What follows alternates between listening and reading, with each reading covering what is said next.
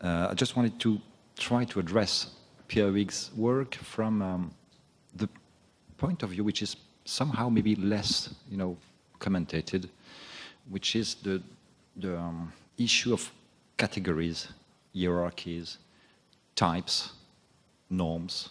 I mean, everything that helps us to classify what we understand, what we see, what we think. And I think his work is an incredible philosophical moment concerning those issues. But I wanted to start with a very, something very factual, actually, not alternative. I know the term is very loaded in those times, which is it's very recent news. In last March, 2 months ago, 1 month ago, almost, a river in New Zealand has become the first in the world to be recognized as a living entity with the legal status of a person after a 170-year battle by the Maori people. So the nation's parliament passed a bill to along Wanganui River to represent its own interests and advocate on its own behalf. It will be represented then now by 2 nominees, one appointed by the Maori community and one appointed by the government. So it's, in a way, it's a kind of dialogical identity for a being which is a river. I think that's a good start to a good introduction to what I'm going to talk about today. Because our times are actually characterized by a systematic challenge of all the categories we were used to. It's questioning every classification we actually have: gender, spaces, classes, objects. What is an object? That's another question which is very, very spread out in contemporary philosophy. And of course, the categories of art, actually. Painting, sculpture, video. It's quite difficult to think that those categories remain the same in the last years. So we are actually assisting to a huge movement of recategorization.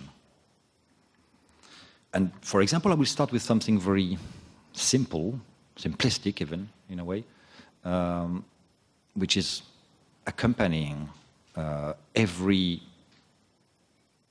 discussion around the arts for really a long time. In the Western world, we're used to be taught something that actually now sounds slightly weird. We were taught that, for example, beauty is an idea. It's supposed to be an essence, an abstraction, something abstract. We have something called beauty as a category. And it's, of course, very much related to the art world, obviously. Even if we actually diminished the presence of this notion in the 20th century. We're not actually using the word beauty as much as someone from the 1920s even was. But still, it drives, in a way, our vision of what art should be, what an artwork should be, actually. So hence, we are asked to define beauty as a concept.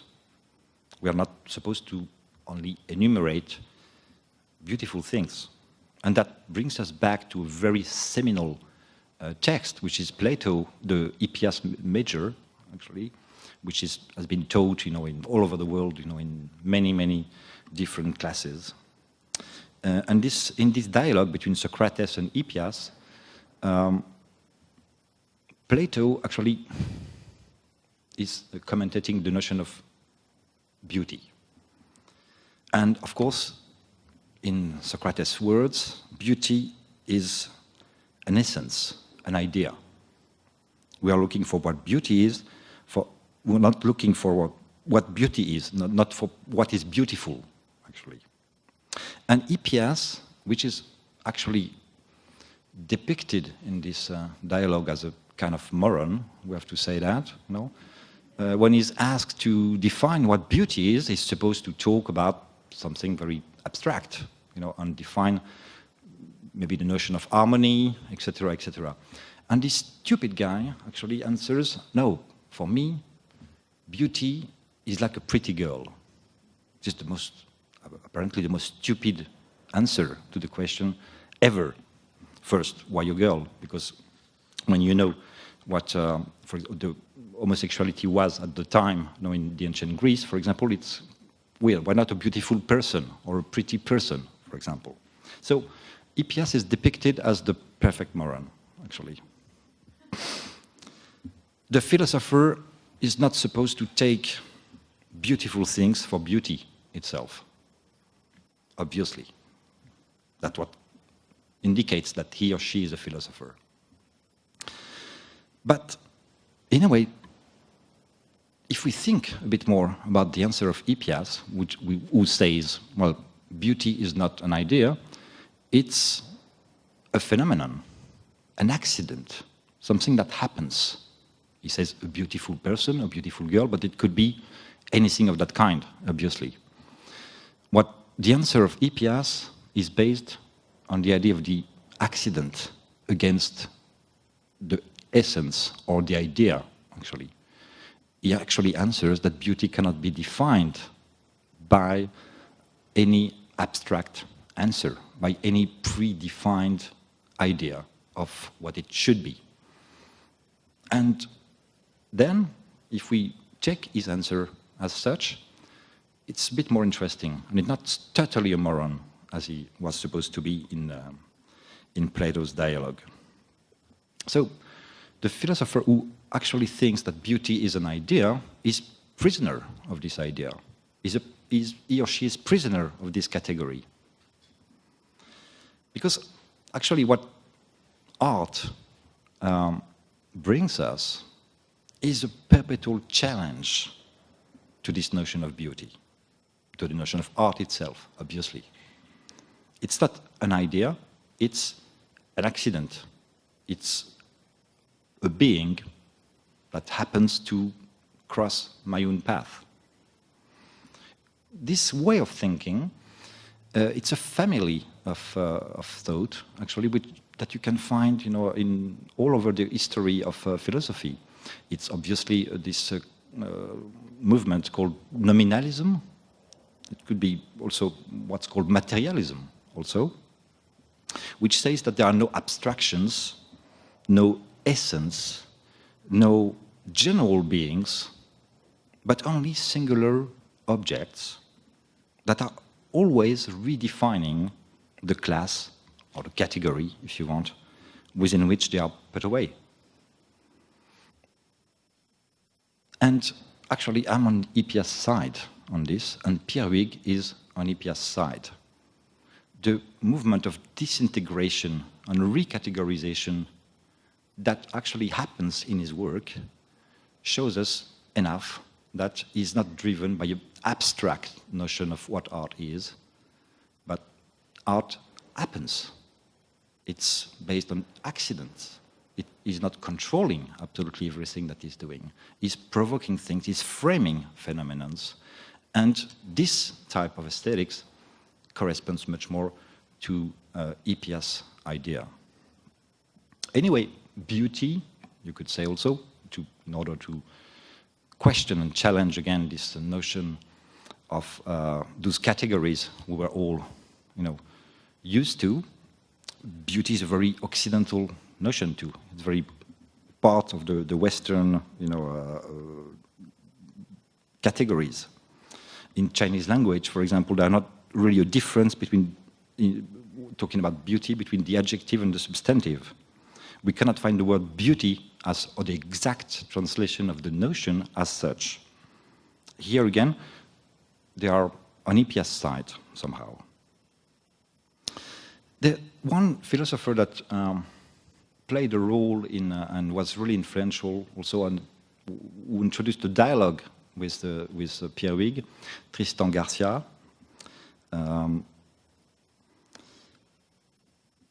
who's actually part of this, let's say, object-oriented philosophy, along with another philosopher, Quentin Meillassoux, who also has had a very interesting dialogue with Pierre Huyghe. And the discussion, actually, that Pierre Huyghe has with either Tristan Garcia or Quentin Meillassoux is about a very specific question, which is, what does constitute reality? Or less ambiguously, what does constitute the world we live in? It's not only objects, obviously. That's another category which is very much challenged by Pierre Huyghe's work. One of my favorite conceptual artists, Douglas Hubler, I quote from memory, was asked why he was not producing, so many material works, answered that the world is full of objects and I don't want to add any more to them. But actually he was producing a lot of things also. According to Tristan Garcia, the world is composed of things which have a very different nature. Obviously, he totally disagrees with the American philosopher Levi Bryant, who wrote Democracy of Objects, who claims that there is only one type of being, objects. So Levi Bryant considers every aspect of reality as under the category of object. According to Tristan Garcia, the world is composed of, let's say, things like a red carpet, for example, or the color red, which is as much a thing, a being, than a red carpet, or my personal memories of the color red, or my personal memories of a red carpet, whatever, those two things being equally part of reality, or images of red things also. They are all equal, actually. All equal to compose what we call reality. And that's why Tristan Garcia talks about the flat ontology to describe his philosophy.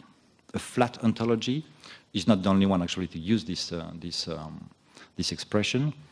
Graham Harman, also in America, does, is a kind of new level of renegotiation between beings of a different nature. And I think it's the philosophical ground on which Pierre Huyghe is actually working for a long time now. We have we're assisting for now the last 10 years at least to what's been called a turn towards objects, and this is the substract mainly of what has been called object-oriented philosophy. And the background of this notion, and indeed all object-oriented modes of thought, is, according to me, primarily that of capitalism itself, as an economic system. This is inseparable from a process of reification, which is transformation of those things into objects, which is so natural to us that it seems to give our the most immaterial objects the status of things, and vice versa, by the way. So in a world dominated by this capitalist system, life can appear as a moment of merchandising, in a way. Because the logic of capitalism is to increase its field wherever it can, actually. And human beings, even, can be considered as a moment in this process of reification, of a transformation of beings into objects. In the 90s, you were referring to relational aesthetics. It's true that the front line, in a way, was still interhuman relationships, I would say, which was the base, the core of the book, and the core of the practices, the artistic practices that I was describing in the book. It's at the beginning of the 90s, which was also the beginning of internet also, so there's obviously a link between the two, that human relationships were actually beginning to become commodities somehow, things that could be also be the basis for a market. And this determined a lot of artworks at the time. And now it's life itself. So I think it's, we have to increase our horizon, and I tend to think of a new relational landscape which is exceeding the interhuman, obviously. And that's what Pierre Huyghe's work is about, is always been expanding this original problematics. Actually, this way, is still, working on the front line. And I could define this front line today through an expression that's been used, in a question a bit earlier, which is the Anthropocene, this new era in which we are supposed to enter at the moment, new era in which the human activities are actually modifying deeply not only the climate, but also the very conditions of life on this earth. The Anthropocene, which is then this new period of time, also introduces a new set of parameters. It's in a way, it's a total reevaluation of our relationship with every force, every element with which we must coexist on this planet. We have to, and I think that's the core of Pierre Huyghe's work, in a way, but in a very subtle way. And this very core problematics is the renegotiation of the terms of our presence in the world, with all things, with all beings, as well as our own technological creations, by the way, because machines, the living, the objects, and things in general are all actually, flat ontology again, all equal on this line. On this, it's with all those elements that we actually have to reevaluate and renegotiate our presence. One could even talk about a kind of coalition between humans and some elements like animals, plants, trees, minerals, the atmosphere in general, because they are all imperiled by a techno-industrial system which is now clearly detached from civil society. It's, in a way, it's a new political coalition, but it's not only between human beings, but with all those elements at the same time. So the Anthropocene as a notion, as a concept, as a way to approach the political transformation that we're actually facing now, appears also as a revelation of our consciousness, the consciousness of the inhabitants of a globalized world, when the atmosphere itself is on its way to become a threat. The apparition, the emergence of this political coalition between the human and the non-human corresponds to what I call the atomization of politics. And it's also, and that's what we can see today in the works of Pierre Huyghe, among others, is the emergence of a new, what I call a relational landscape, in which humans seem to occupy the same secondary position than the that the economic logic of globalization gives to raw materials, the same level of consideration given to fossil fuels, livestock, clouds, sunlight, and many others. I think the power of Pierre Huyghe's work is to engage this new mapping of the world, to redescribe, to cut anew all the categories that we are used to, like I was saying at the very beginning of this talk, and yeah, to draw literally a new landscape. Because that one of the roles of the artwork and the artist is to establish this new cutting up of the frames and categories we use in order to understand the world, to represent it, of course, but also to act upon it. Pierre Huyghe was saying, at some point, there is no separation, but it is instead about continuity, talking about his work. I am very interested in this idea of the dust of influence, the fog or the residue of something that at some point you cannot anymore frame. Always this idea of framing, delimiting new categories, try to put the camera at the right place in order to describe something which is not categorized yet, which is appearing, emerging, something that we are not used to, but which actually exists. That's what his work is actually engaged into. Because what's an artwork?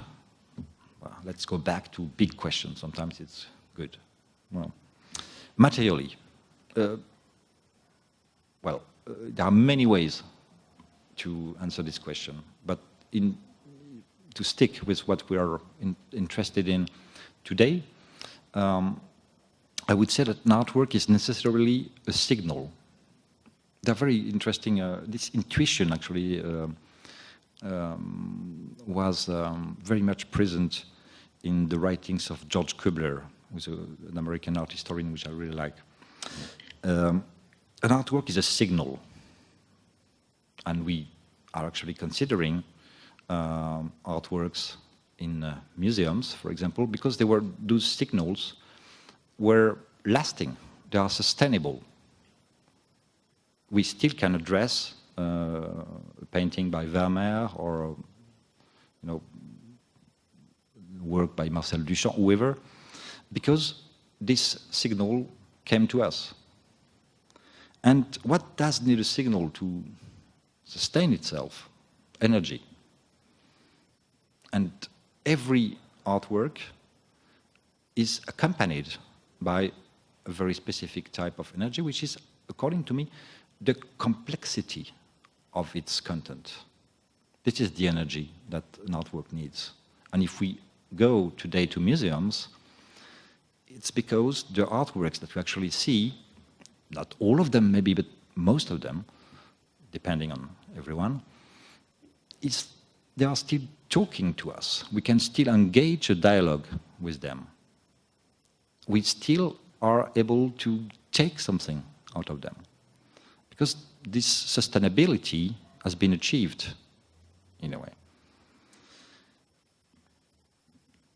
So museums are based on sustainable energy.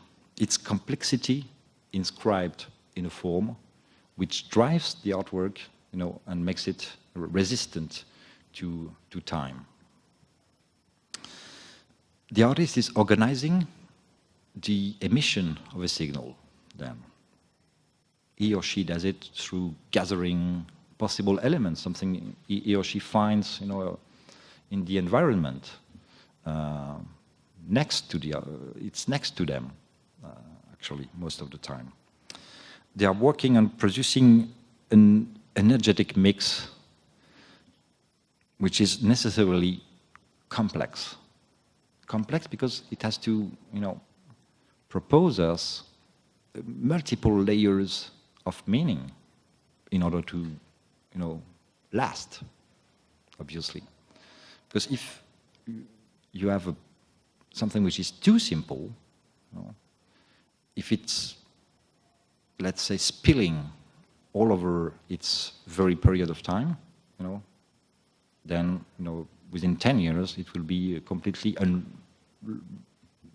impossible to engage a renewed dialogue with it. That's the way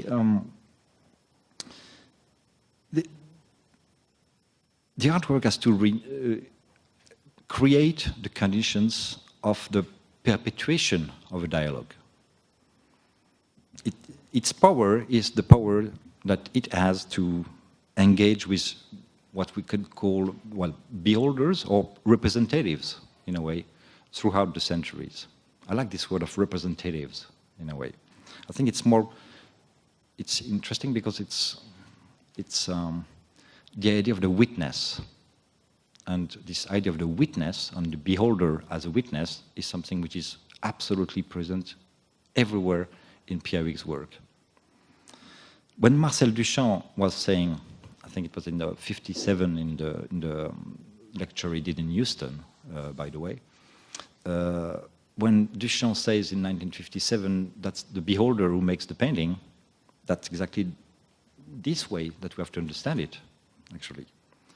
Because once the beholder is not here anymore, when there is nothing to engage with, any artwork transforms itself into, I don't know, just matter, an object, nothing more than that. There's another quotation I want to make, which is more recent. It's Liam Gillick, another friend of Pierre, by the way, who was saying, my work is like the light in the fridge. It only works when someone opens the door. And that was a fantastic way to say it. Well, it's in the historical context of the Anthropocene that this new theoretical constellation I've been mentioning before, object-oriented philosophy, or sometimes it's been called speculative realism, in which humans and animals, plants and objects must be treated on equal footing. Bruno Latour was suggesting the creation of a parliament of things, and Levi Bryant, whom I talked about earlier, was talking about a democracy of objects. There's something happening there, obviously. Another philosopher, referred to as a speculative realist, Graham Harman, proposes as an object-oriented philosophy, a philosophy that attempts to free objects from the shadow of human consciousness, giving them a kind of autonomy, in a way, and putting collisions between things on an equal footing with relationships between thinking subjects, human beings, let's say. So these two types of relation only differ for him according to the degree of complexity. But they have the same nature. Humans can be distinguished from others, says Graham Harman, by their status as sensual objects.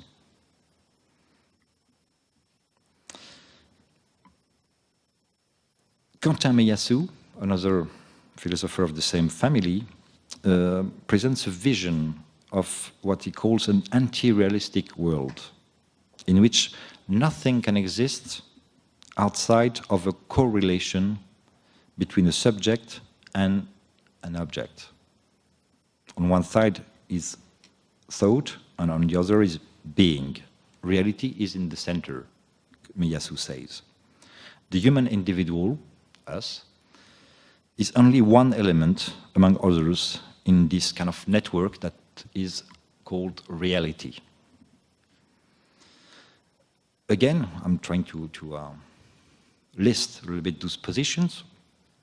In his essay, The Democracy of Objects, I've been mentioning before, Levi Bryant attempts to think, I quote, an object for itself that isn't an object for the gaze of a subject, for representation or a cultural discourse. I go on quoting. This, in short, is what the democracy of object means. The claim that all objects equally exist is the claim that no object can be treated as constructed by another subject. In short, no object such as the subject or culture is the ground of all others. End of quote. If then we are facing a kind of problem, in a way, a philosophical problem, and we'll see that Pierre Huyghe actually gives an answer to this problem.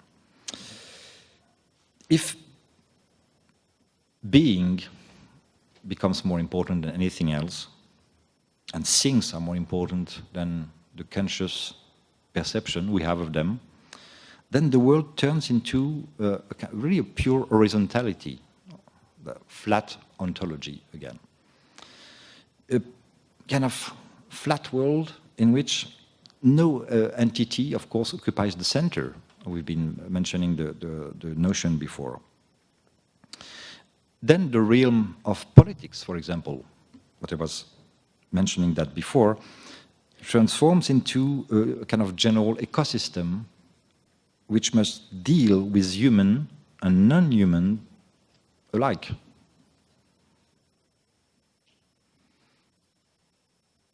The recent exhibitions of Pierre Huyghe, and now I want to talk about the answers that we can find in his work, have focused on animal life. We've seen that, bees, dogs, mollusks, bacteria, proposing in a way, what could be considered as a hypothetical world without humans, in which life would come into being through the production of forms, even yielding a quite unpredictable and accidental dimension. According to Huyghe, and that's a quote that I think is hyper important, an exhibition is not meant, I don't know if you talked about this morning because I couldn't see the symposium this morning. An exhibition is not meant to, I quote, exhibit something to someone, but to exhibit someone to something. And I think this is the core of his work. And I'm going to try to explain why. Exhibit something to someone, not exhibiting something to someone, but to exhibit someone to something. I repeat. In other words, it defines art as an experience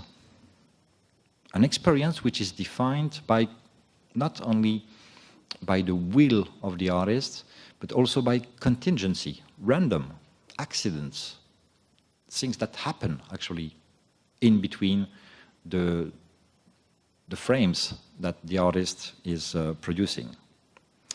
And the viewer, the beholder, is assigned a role as active witness. He or she's been exhibited to something.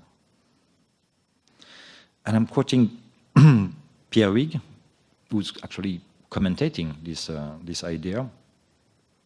I'm trying to be indifferent to the human presence near the work, to avoid infantilizing people with categorization or some kind of exhibition program. Instead, I'm trying to break that down, because the object of the exhibition itself is the object I'm interested in. No other object is clearly interesting enough. The only interesting object is the exhibition itself, which is the set, and we'll talk about it later, the kind of theater on which those things coexist and have a kind of co-activity. In a way, every Pierre Huyghe exhibition could be considered as the proof or the hypothesis. It depends on the answer can be both, of the idea of the active multitude. It's a multitude, obviously, because elements are numerous. Sometimes, even the bees actually are a wood population in one of his exhibitions. Some other times it's the virus of flu, or animals in general, in an aquarium, etc., etc. And of course, I'm focusing on animals, but just because they provide a better, it's a better example. But think about all the elements that are co-present in every exhibition he makes as participants of this multitude. And active multitude is even more important because things happen, behind him, actually, during exhibitions. In a way, there's a comparison that could be made. It's with demonstration, for example. And the French philosopher Jean-Claude Milner was defining demonstration as an event where every participant thinks he or she is many. That, for example, is the difference between the popular protest or and the ornamental mass that Siegfried Krakauer, for example, sees in the big German cities in the 1930s. There's a big difference between this active multitude and the passive, manipulated crowd, which is ready, in a word, for a dictatorial regime. Activity and passivity is the frontier, it's the line between these two. In a way, exhibitions should be like, and that's what the model that Pierre Huyghe is proposing. Exhibitions could be like revolutions every time. It's a maximum degree of activity.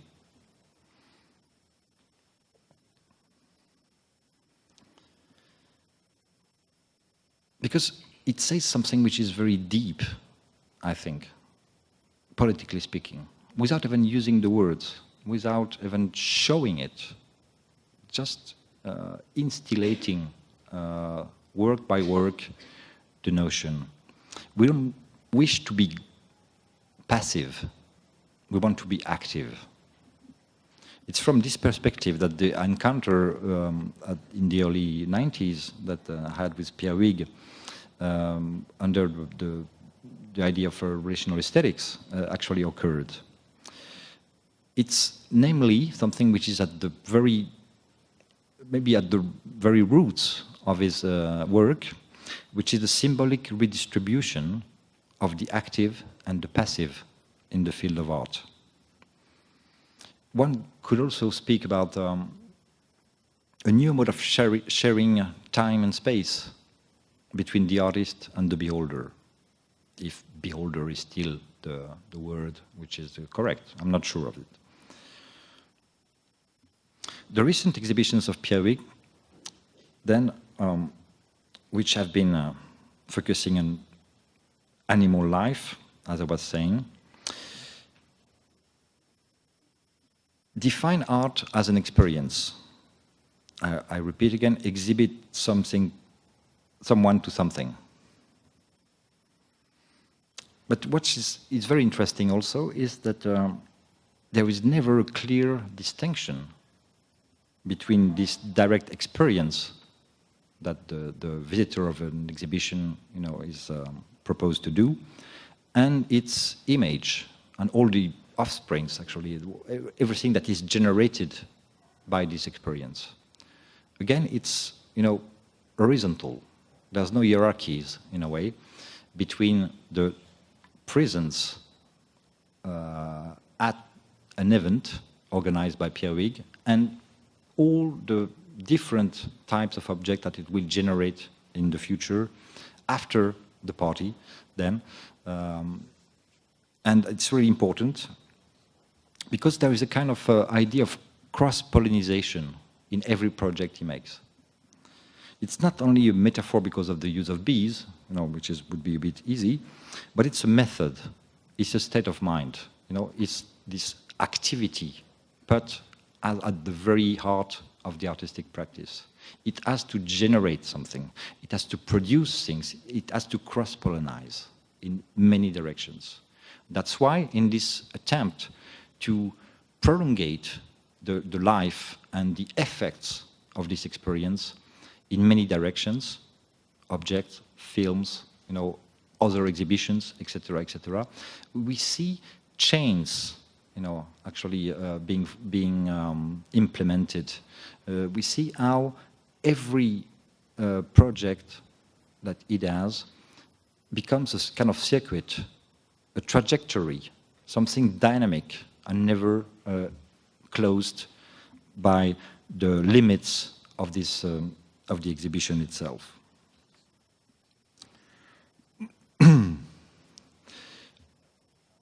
I've been listing a few patterns which all are actually linked to a more general movement, I would say, which brings us back to philosophy, which is the subject-object relationship. And I think that's the main figure that's being attacked by the exhibitions of Pierre Huyghe. This relationship that we think as totally natural between a subject and an object, as defining the art experience. It's part of the Western thought, at least since Descartes and Kant, but we can also go back to Greece. And along with it, it determines very deeply the relationship between the viewer and the work. And if this subject/object relationship is being attacked today, especially in Pierre Huyghe's exhibitions, it's also in the name of critiquing anthropocentrism. Obviously, this notion has been mentioned earlier. But in this regard, we may note that ever since the 1960s, the leading pattern of contemporary thought has been a systematic critique of the concept of center. Well, decentering, obviously, as decategorizing, is a very important idea. I'm talking about, of course, ethnocentrism, phallocentrism, Eurocentrism, anthropocentrism, etc. So the list could be infinite. But the current proliferation of these terms demonstrate that the a priori rejection of any centrality is the great cause of our times. And the reasons are numerous, and we would need, obviously, 1 hour more to start, talking about it. Referring to Pierre Huyghe's work, I would say that it actually produces and the substract of his exhibitions, this equalization between elements which are normally, and between brackets, are supposed to be hierarchized. The center, as a figure, represents this foil for contemporary thought. But it's the human subject which is the supreme center, obviously. And here the answer that Pierre Huyghe gives to this problematics, to this problem, is much more subtle than a simple inversion of the terms. But what's the real crime of humanity, actually, if we talk in terms of, if we go back to the figure of the Anthropocene, is being a colonial species. This cannot be denied, actually. Since the dawn of times, human populations have invaded, occupied neighboring kingdoms. We're discussing a bit earlier the different, very distinct realms and universes that are constituting reality. If we go on in this image, we are really talking about a colonial attitude, obviously. But the problem is that too often contemporary thinkers, instead of trying to redefine the relationships between conspecifics and others, rather than contributing to the consideration of other types of relationship between humans and the world and whatever else is not them, have tended to reduce philosophy to a kind of bad conscience, constantly ruminating, a simple act of repentance, which according to me is not enough and does not produce enough. The difference with Pierre Huyghe's work here is absolutely clear. There is no fetishism of the peripheral in his work. Why? Because there is no periphery. The very notion has been completely erased because there's no center neither. And this is something that we can see in the forms themselves. What we see in the work of Pierre Huyghe is a multipolar theater, a set where a co-presence is always organized. I'm quoting him again. I still control certain conditions, but not the growth, not the way things unfold and develop and evolve. Instead, the exhibition is an organism that diffuses endless images, rather than producing one image targeted or framed beforehand. As I said, the works are porous. They leak out or into each other, and their material realities exist with or without the gaze of a person. It's, I think, a perfect definition of this attitude and of the way an artwork is, first of all, an attempt to frame something, frame a situation, redefining, remapping the context we live in.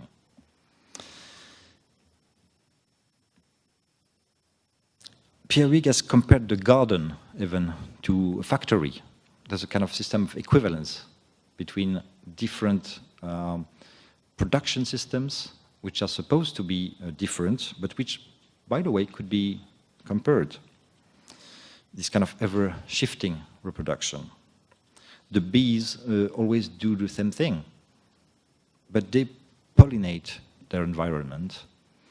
And here lies the task that Pierre Huyghe assigns to art. The exhibition proceeds through a kind of cross-breeding of art by nature, of the human by the animal, of the image by the biological, or the geological even, sometimes. It's a space of coexistence. It's a space of interspecies relationships. It's a space where there is no center at all, but a redistribution of every possible set of relationships between us as beholders, as witnesses, and the rest of the world. This is what I call coactivity. The place we live in, the world, is a space of coactivities. Perhaps this is why Pierre Huyghe is so interested in the form of the aquarium, by the way. First, it's a kind of theater also. It's a place where the living and the non-living establishes interesting contacts also. A place where you can find immersed fragments of rocks and ruins, fishes, crustaceans,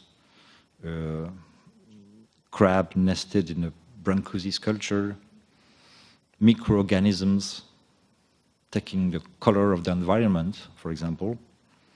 And Huyghe says about this, I explore the equivalence that can exist between what unfolds within the aquarium and an emotion or a situation experienced by the one in the outside, us. That's the definition of a set, clearly, of a stage even. But I think the stage could have been also the leading pattern to revisit every work that Pierre did, since the beginning of the 90s also.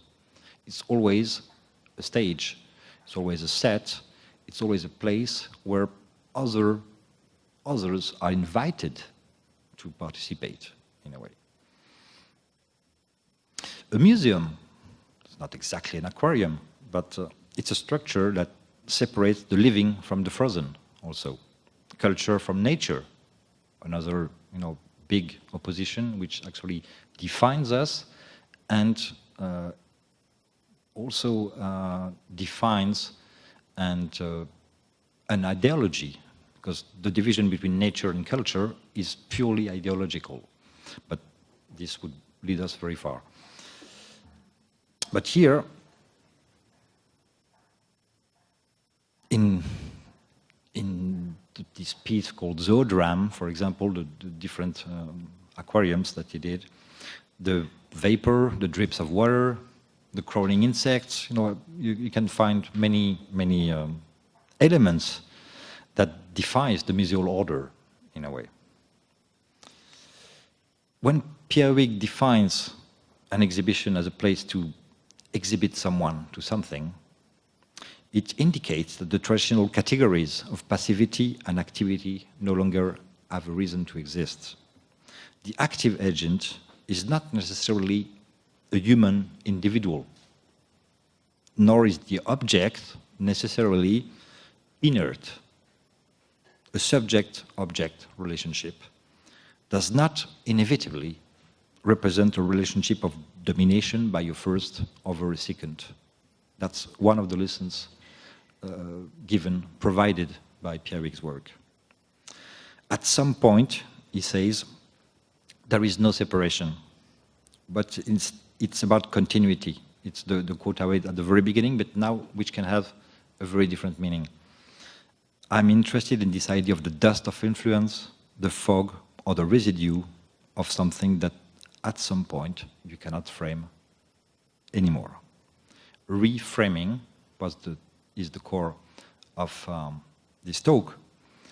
It starts with representing or mapping, by all means, the world as it is now and then, and try to prolongate it, and problematize all the elements that constitutes it. And then it also means summoning, calling up all the possible participants to this. The Anthropocene, which is the background of all this, is also space for renewed promiscuity, in a way. It's a brutal bringing together of all ranks and spheres in a space which is actually devoid of symbolic boundaries. This image of universe without fixed boundaries, without skin, in a way, where actually everything touches everything, because everything is part of the same chain, allows us to better understand the ambition of Pierre Huyghe's work. Again, not to exhibit something to someone, but to exhibit someone to something. Because in the Anthropocene, everything is being exposed, and the subject has lost its monopoly on the gaze, even on the presence towards the artwork. We are all representatives. It's what I've been calling the atomization of politics. And if, for example, Pierre Huyghe tends to empty his work of all traces of personal subjectivity, as you may have seen it in the previous presentations, and focusing more on the viewer, in a way, there's a discrete presence of the autobiographical dimension in his work, which is also very interesting because very discrete, very subtle. I'm thinking about some musics, for example, the song by Kate Bush, Babushka, which was something he was kind of obsessed with when he was 15, 16 years old in parties. I didn't see the yet, and it's a bit stupid for me actually, the work which is actually here, the sculpture, which I think is but I'm not sure of it. It might be the sculpture, the stone sculpture taken from his high school, actually, if I remember well. A sculpture which actually he was actually seeing every day when he was going to high school. But this is not mentioned at all. No, it's only small fragments of his biography which are present as kind of clues in the work. It reminds me of the recollection that you can make in psychoanalysis, for example, in which signs make their way, but sometimes painfully, through multiple layers of screen memories. And I'm mentioning these autobiographical elements, which are very almost invisible in his work, to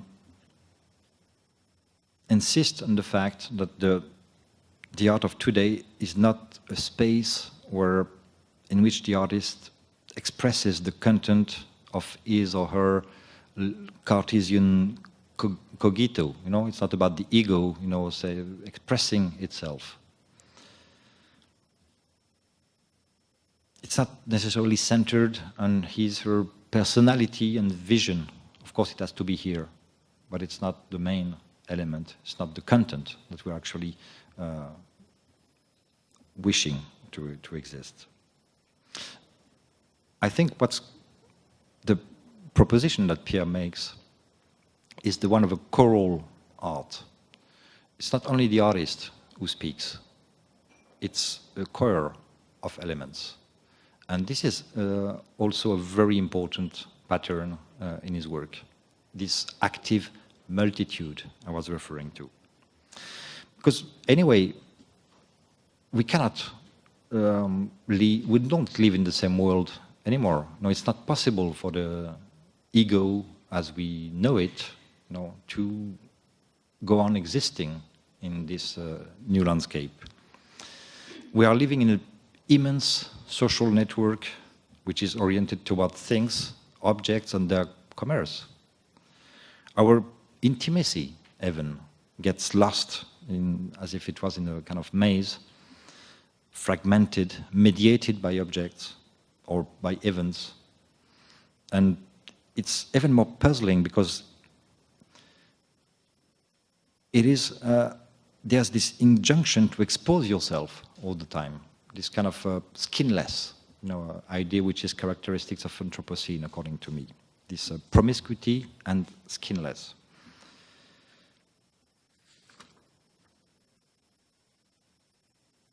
The objective regime of intimacy in the world of, in a world which is ruled by information technology and the algorithms has changed, and our memories are actually, like in Pierre Huyghe's work, taking the form of traces, clues, left inside a network, like the footprints of an animal, or in the forest. You know, it's more or less the same. You know, there are clues left.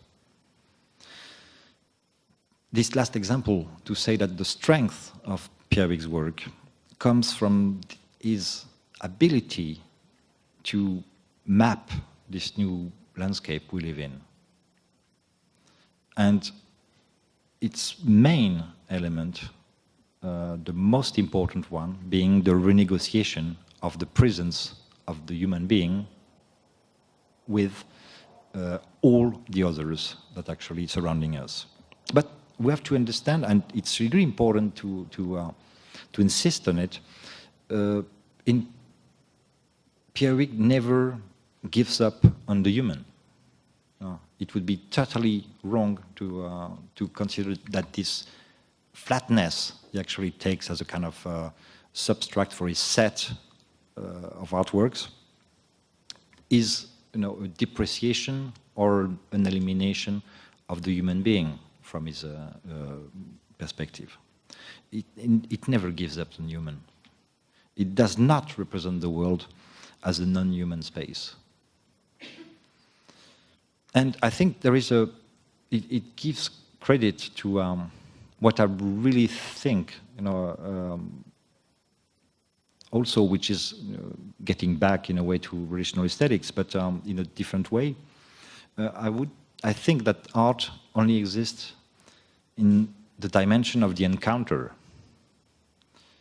If we want to identify it with a mathematical figure, it would be the symbol omega in mathematics, which means the infinity of primes plus 1. It's that plus 1 that, according to me, defines the artistic experience. It can be codified with the symbol omega, infinity of primes plus 1.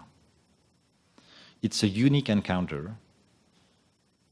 It could be virtual or otherwise, very material or otherwise, that transforms an object, which could be anything. It could be a speech, could be a gesture, could be sound, could be a drawing, could be a sculpture, whatever. There's always a plus 1. And this idea of the infinity of primes plus 1 leads me to think that I have no idea what art is. And if I knew what it was, it wouldn't be that interesting anymore, I think.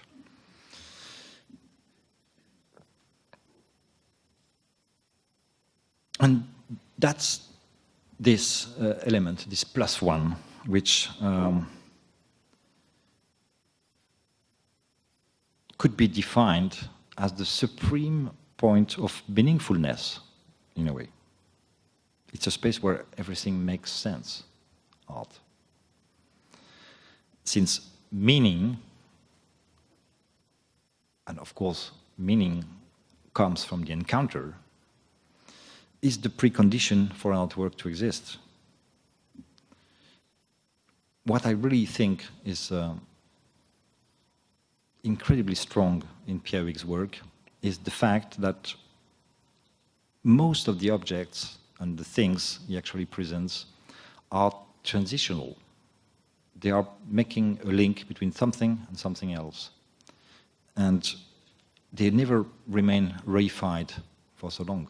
It's a perpetual transformation through the image of the chain that I was mentioning before, the circuit, the trajectory. But this keeps the work alive in many different ways and under many different forms and shapes. And that's what I want to that's the conclusion, actually. Thank you.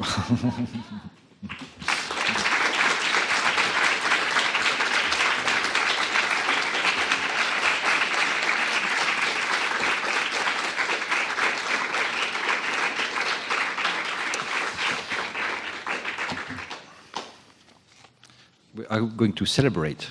No.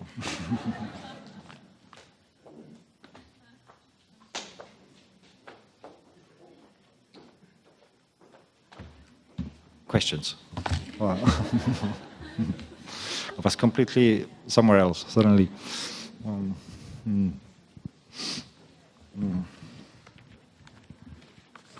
don't know what time it is. Hello. It was not too long. I was too long.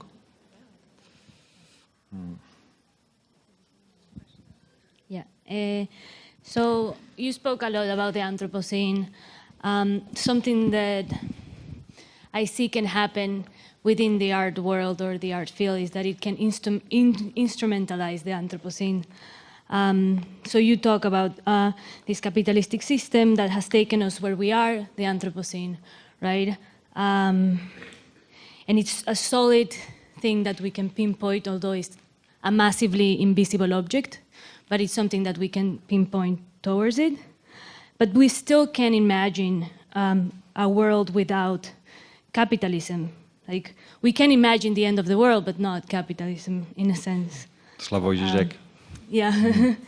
And I'm not saying that communism or socialism could respond to the times that we're living, but, you know, my question, and I think you say it through also the talk, but is that can the art field be the place where art can reimagine a new political, economic system without instrumentalizing the Anthropocene? Because art is at a point of bifurcation, you know, it either goes outside of art to then come back with a greater degree of critical discourse, or it goes and becomes a steer mirror of the art market. And within that art market, it can, you know, just instrumentalize the Anthropocene without really creating a conscious effect of what we are actually living or experiencing.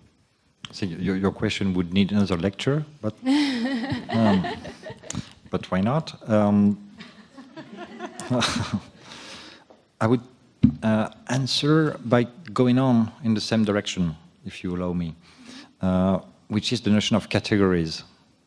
So maybe those big words that we're using all the time, like capitalism, communism, etc., maybe that's part of the problem, but not the solution. And we should try to address what we're living with different categories and with new subdivisions, even within those big molar, massive concepts.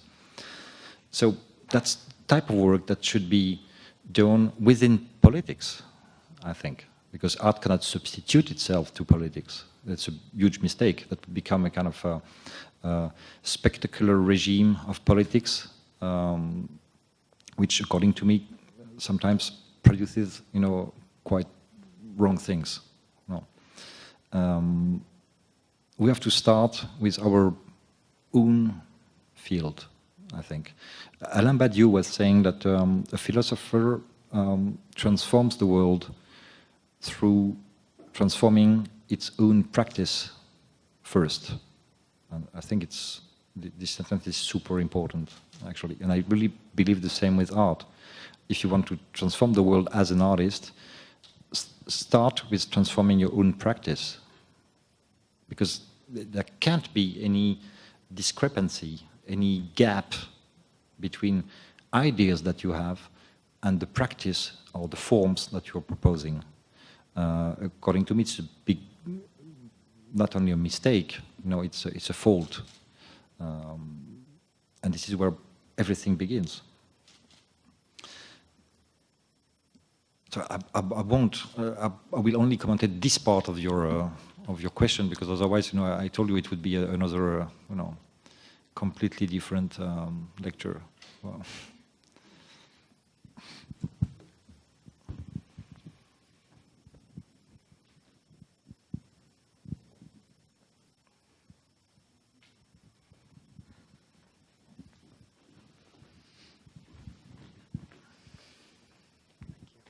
Thank you for that, Nicolas. I have a question for you.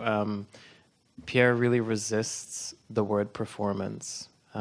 He talks about how his practice is this ongoing, ever-changing, unfurling place.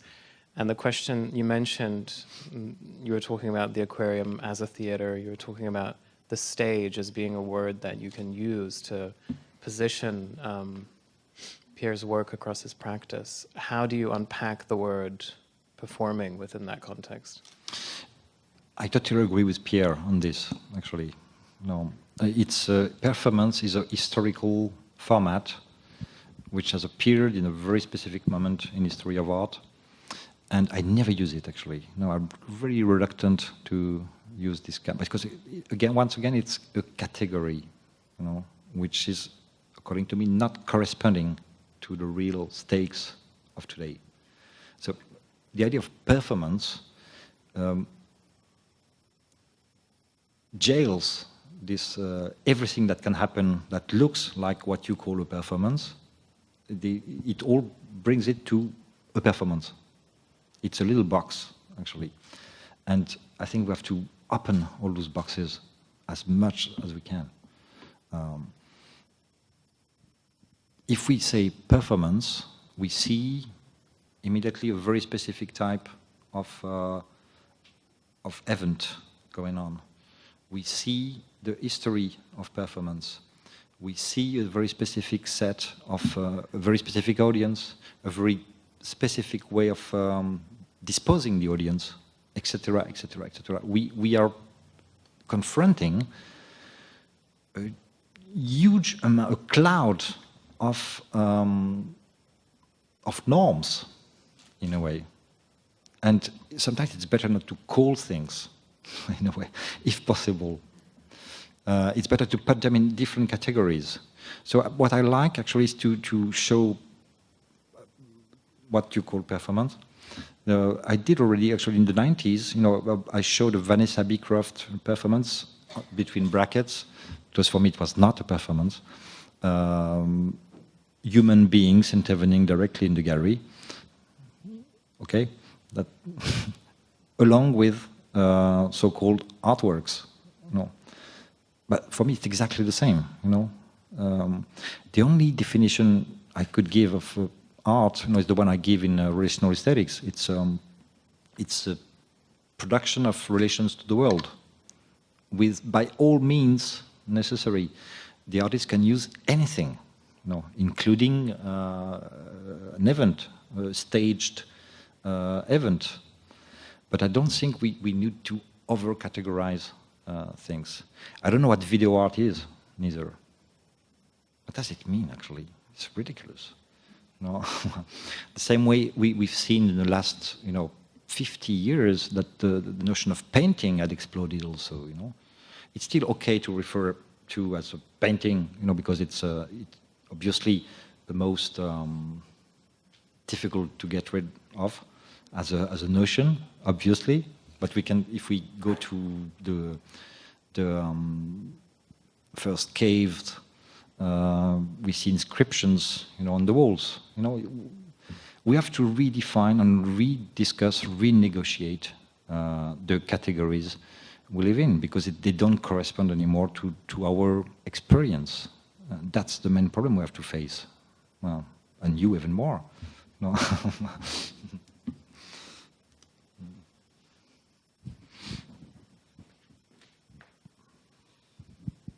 Thank you very much for this inspiring talk. Today morning I mentioned that Hans Haacke and Pierre Huyghe both used the term witness. And I was wondering when you quoted that an exhibition for a week is that if someone is exposed to something, but the viewer or the beholder is a witness, how can the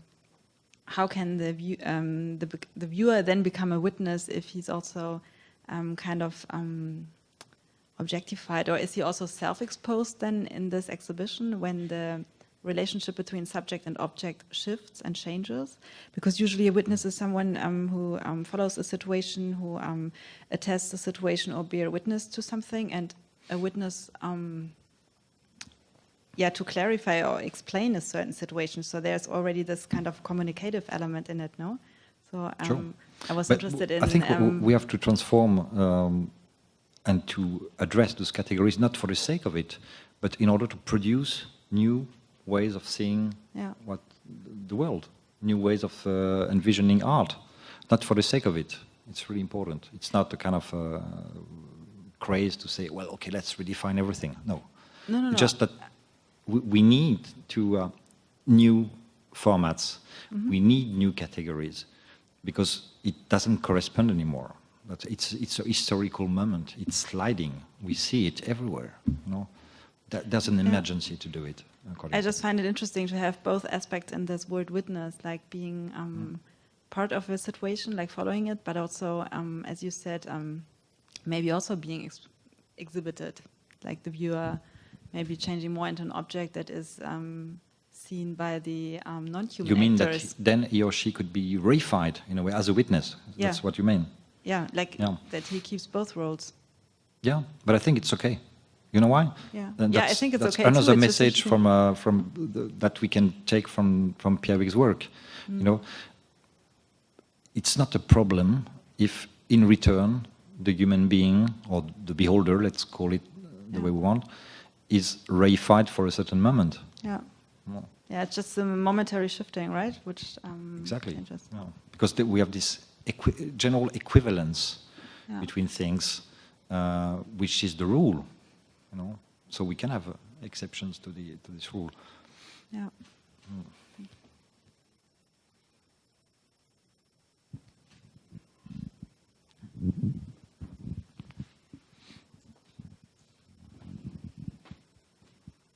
I was way too long, actually, by the way. But Okay, Nicolas. Wow. Nicolas here. I just wanted to, sorry. No. I think if there aren't any further questions, maybe we can close the day. And a very big thank you to you, Nicolas, also Pavel, and our 5 students for coming and helping us all get closer to an understanding of Pierre Huyghe's work. Let's go celebrate. We have a wine reception that everyone is invited to attend at the back of the room. Thank you.